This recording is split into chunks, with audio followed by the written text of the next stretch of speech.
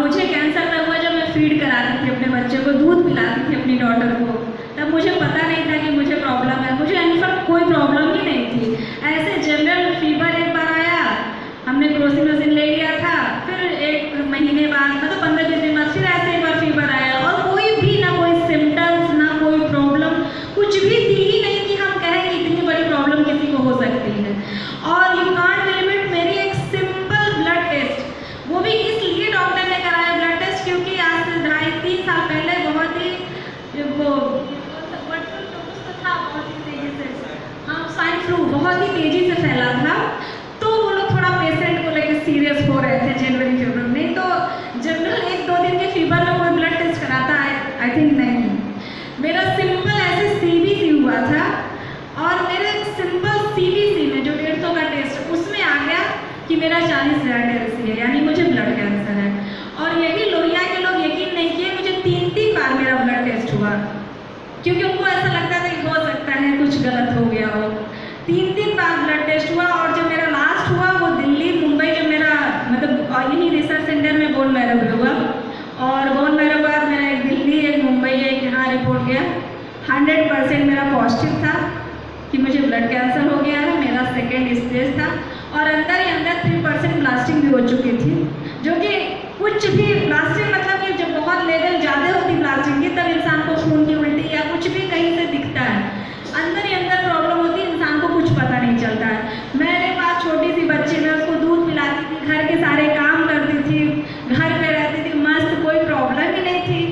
हाँ, काम करने में ज़्यादा वर्कलोड रहने में थोड़ा सा थक जरूर जाते थे, लेकिन कोई प्रॉब्लम नहीं थी। बताइए, ऐसी कुछ ऐसा था ही नहीं सिम्टम्स जो हम कहें कि हमें कोई प्रॉब्लम है, कि हमें इतनी बड़ी प्रॉब्लम होगी। वो तो जब हमें पता चला इतना, हम क्या, मेरे पूरे फैमिली, मेरे रिलेटिव सभी कितना रोए कि इतनी छोटी बच्ची है उसकी, और वो उसकी इतनी कम उम्र है, ऐसे कैसे हो सकता है। किसी को यकीन ही नहीं था कि हमें इतनी बड़ी प्रॉब्लम होगी।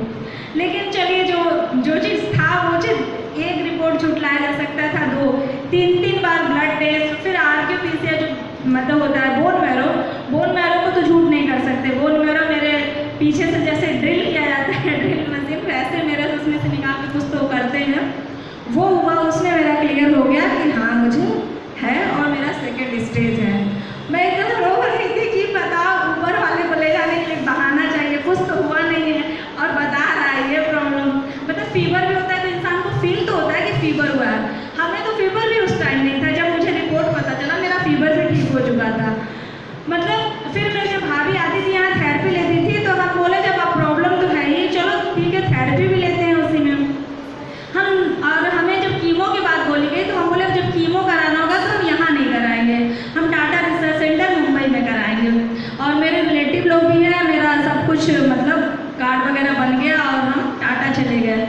वहाँ पे गए कि हाँ मेरा मतलब मेडिसिन वगैरह दिखाए, वो लोग फिर बोले कि एक बार बोन मैरो करा लेते हैं, उसके बाद ही आपका कीमो जो भी प्रोसेस होगा यहाँ का भी देख लें। उस बीच में हम आए यहाँ पे और थेरेपी लेने लगे।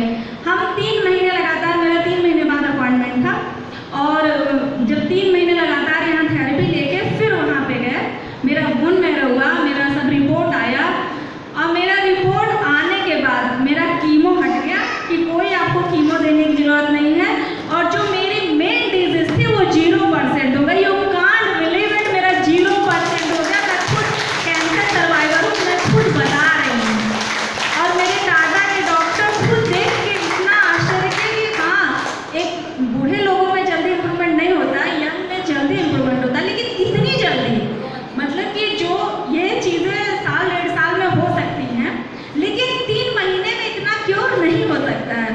बातों बातों उन्होंने पूछा भी डॉक्टर, हमने बताया कि हमारे यहाँ एक थेरेपी सेंटर है, हम वहाँ पे थेरेपी ले रहे हैं, और लें या ना लें कुछ प्रॉब्लम तो नहीं है।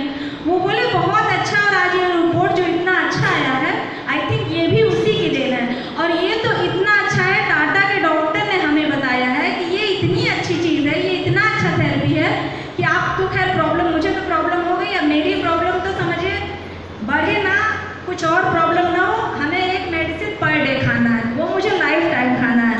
थेरेपी लेंगे तो उस मेडिसिन के कोई साइड इफेक्ट नहीं होंगे हमें। भाई मेडिसिन इतना हार्ड होता है, लीवर किडनी पे भी फर्क पड़ सकता है, लेकिन अगर हम थेरेपी लेंगे तो मुझे कोई प्रॉब्लम नहीं होगी,